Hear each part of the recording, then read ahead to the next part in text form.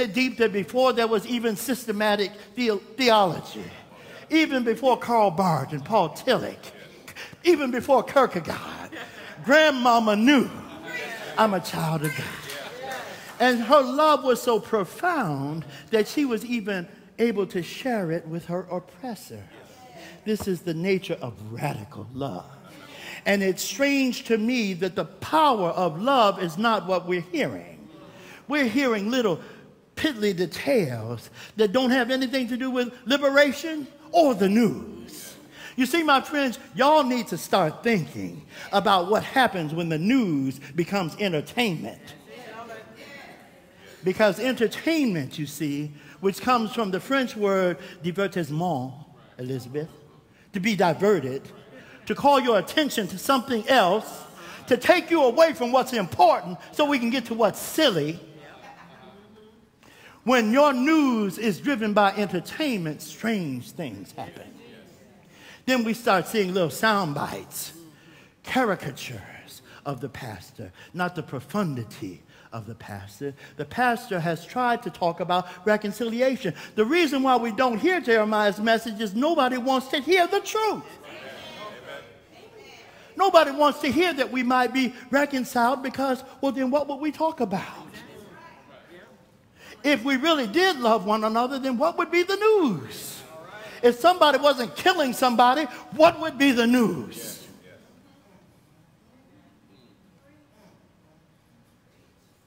You see, Peter knew it. He said, don't be surprised when strange things start happening. He said, but if you're going to suffer, suffer in the name of the Lord. And if you suffer in the name of the Lord, then you're partaking of the glory that will be yours. And even in your suffering, continue to do what? Continue to do good. Which I interpret to mean continue to talk truth. To not get quiet. To not get pleasant. To not get congenial. You see, this is so interesting to me. There's a part of us that doesn't want to hear the rational coming out of a black man's mouth. And so the substance of what Barak has said, the substance of what Jeremiah has said, is secondary to how they're saying it. See, that's racism. Where you say, I want to hear the truth, but I want to hear it in a way that's pleasant to my hearing.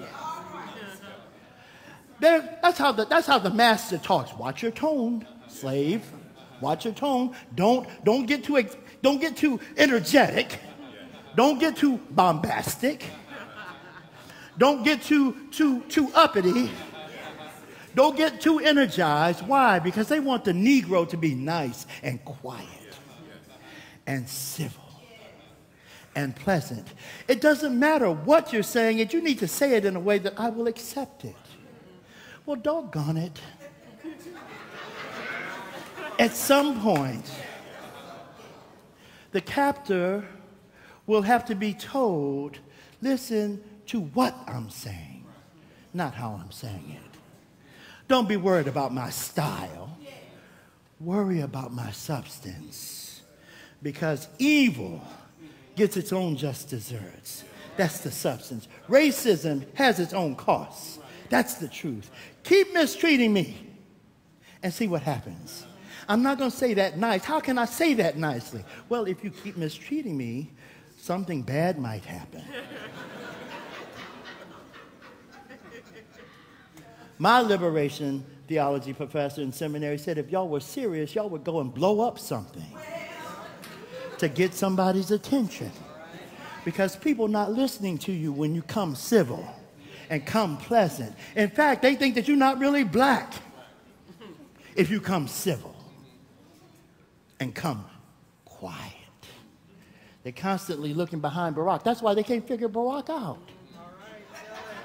Because they haven't been able to push him out of that box yet. They want to see the real him come out. They want to see him being violent and out of control because that's their expectation of him. But the very candidacy of Barack Obama tells us how racist we all are. Why? Because we call him black. Come on now. His mother was Caucasian. His father was African.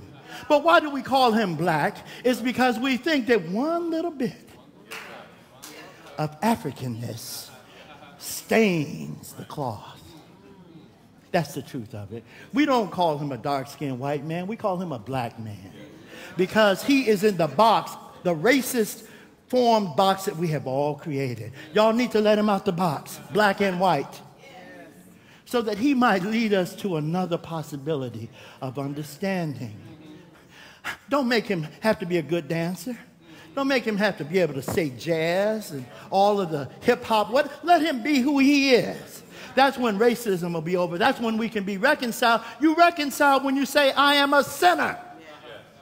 If you don't want to acknowledge the sin, you can never move to healing. If you think that racism is over, we don't need to talk about that anymore, which is what the white press does. Why are they still talking about that? They're still talking about it, my dear friends, because racism is still real. And it doesn't matter what your mama look like. If you look dark, you will know that racism is real in our world. We could move from racism, I do believe, if we would just acknowledge the stain. If we said we were wrong, instead of trying to revise all of that history. I heard someone on the news the other day say even the 3/5 rule was not a racial understanding, that was economic. They were actually trying to move us free. It was about states' rights and voter power. Come on! How big a fool am I supposed to be? It was what it was because it came from a European understanding that had its roots in the 18th and 17th century that said these Africans are substantially and essentially different, meaning other, meaning less than. And then for the next 2 centuries, we wrapped the science and the sociology around the decision that Africans were less than. Come on, tell the truth.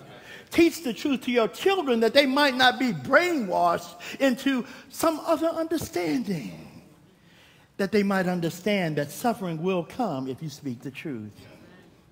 I'm almost done, but all I want to say is, it's interesting to me that when you suffer for a good and loving God, you can suffer and you still know the joy. That's what helped people walk across that bridge. That's what helped those young people that were in jail. What young people would go to jail for a cause today? Not none of the children I know.